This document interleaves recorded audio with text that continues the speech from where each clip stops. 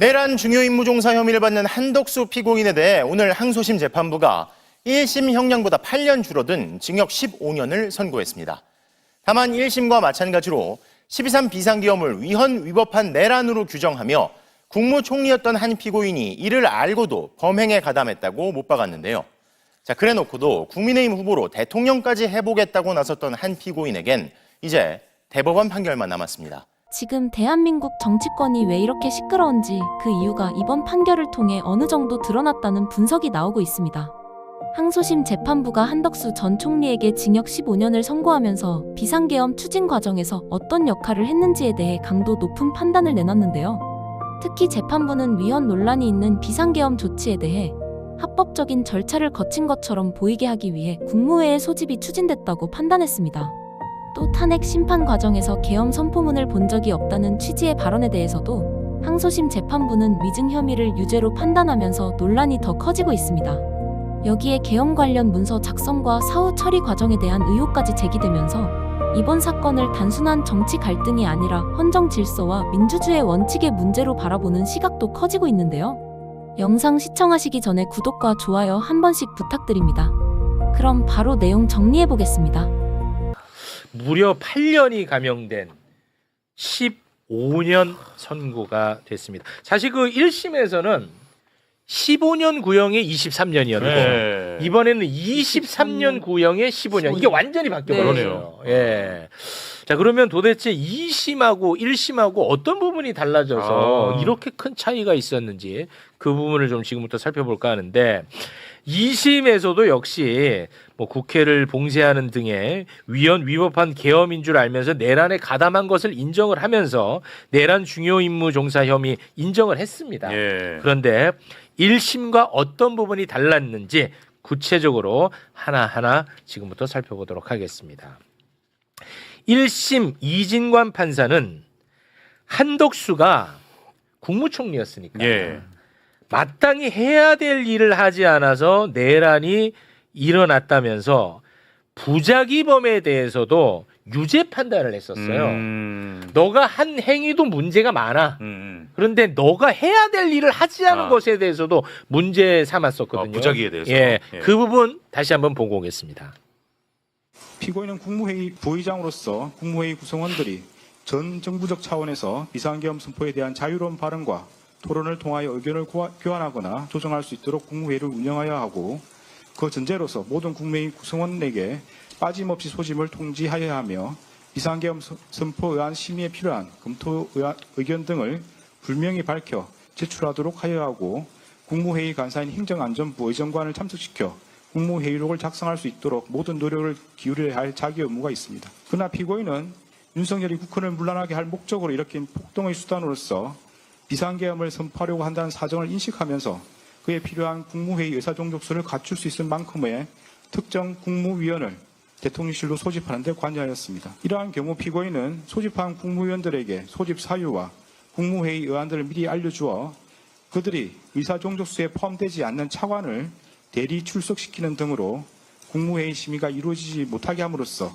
이 사건 비상계엄 선포를 저지하였어야 할 자기 의무를 부담한다고 봄이 타당합니다. 네. 그런데 2심은 부작위범에 대해서 요건을 갖추지 못했다면서 무죄 판단을 했거든요. 예. 그 장면 보고 오겠습니다.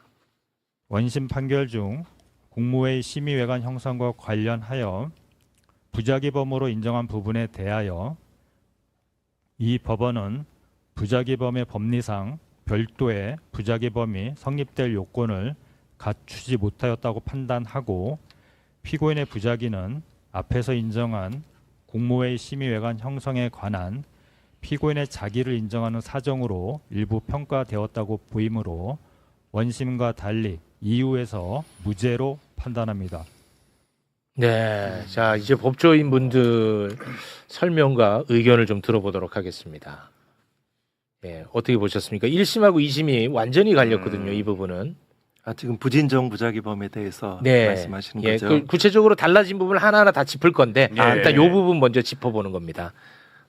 그 부진정 부작위범에 대해서 물론 이제 그 이진관 부장의 판단이 더 옳다고 생각하시는 분도 상당히 있을 수 있는데요. 네. 그냥 보면 이 부진정 부작위범은 이렇게 법리상 이 대법원 같은 경우에 가면 문제될 수 있는 부분이어서 이렇게 그런 부분을 좀 정리하는 측면은 있다라고 생각을 합니다. 견해는 갈릴 수 있어요. 네네네. 네네. 요거는 그냥 견해의 차이 정도로 보면 되겠군요. 네네네. 아, 그렇습니다. 네. 뭐 세부적으로 들어가면 판단이 좀 갈릴 수가 그렇군요. 있어서요. 네. 근데 저는 이제 판결문을 좀 봐야 되겠지만 네. 이건 이제 요약해서 이제 얘기하는 거여서 다 안 나왔을 수가 있는데 이제 이게 부진정 부작위 범위에 해당하지 않는다는 거에 대해서 명확하게 설명을 안 하고 있잖아요.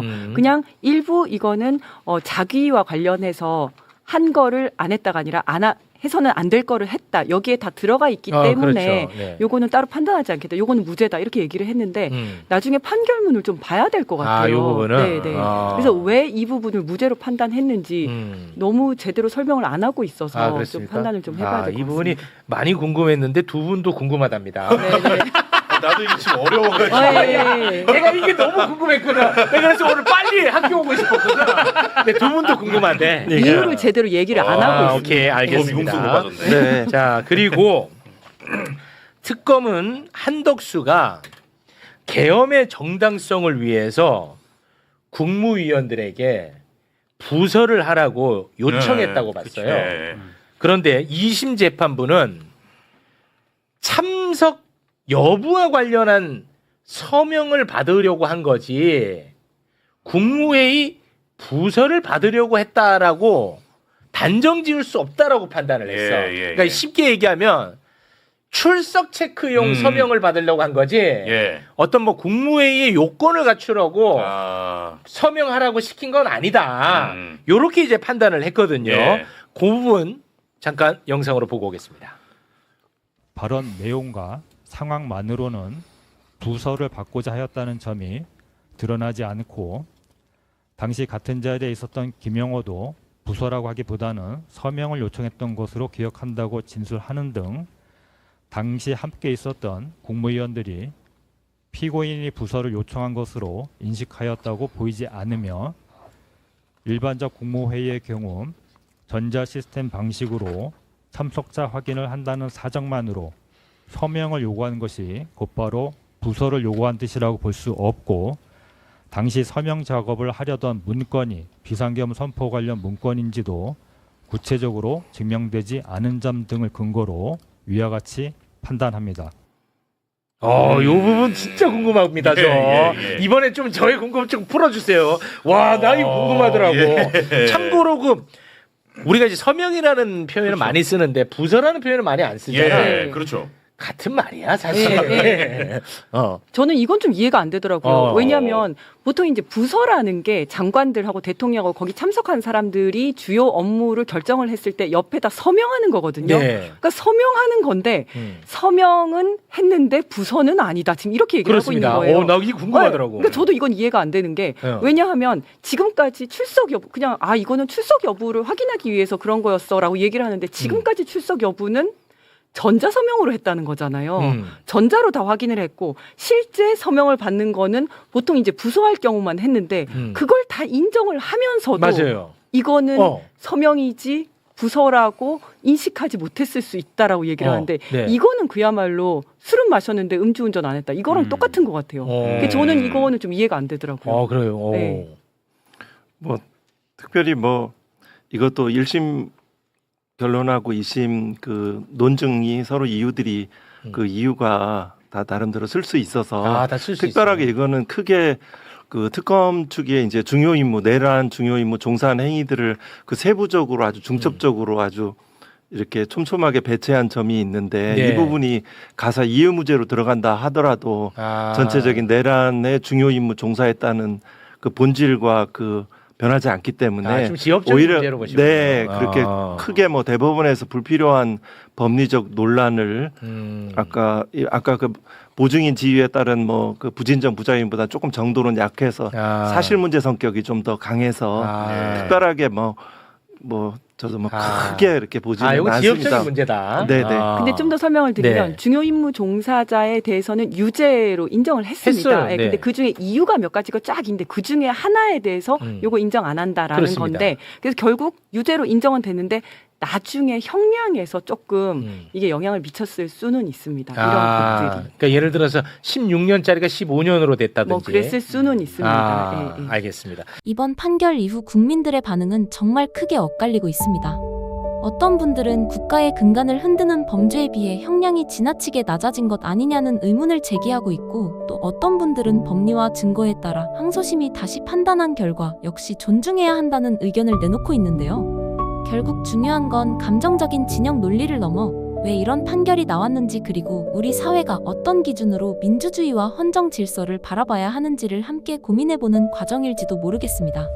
시간이 지나도 국민들이 이번 사건을 계속 주목하는 이유 역시 단순히 한 사람의 문제가 아니라 대한민국 사회 전체의 원칙과 기준에 대한 이야기라고 느끼기 때문 아닐까요? 여러분은 이번 항소심 결과를 어떻게 보셨는지 댓글로 여러분의 생각을 남겨주시기 바랍니다.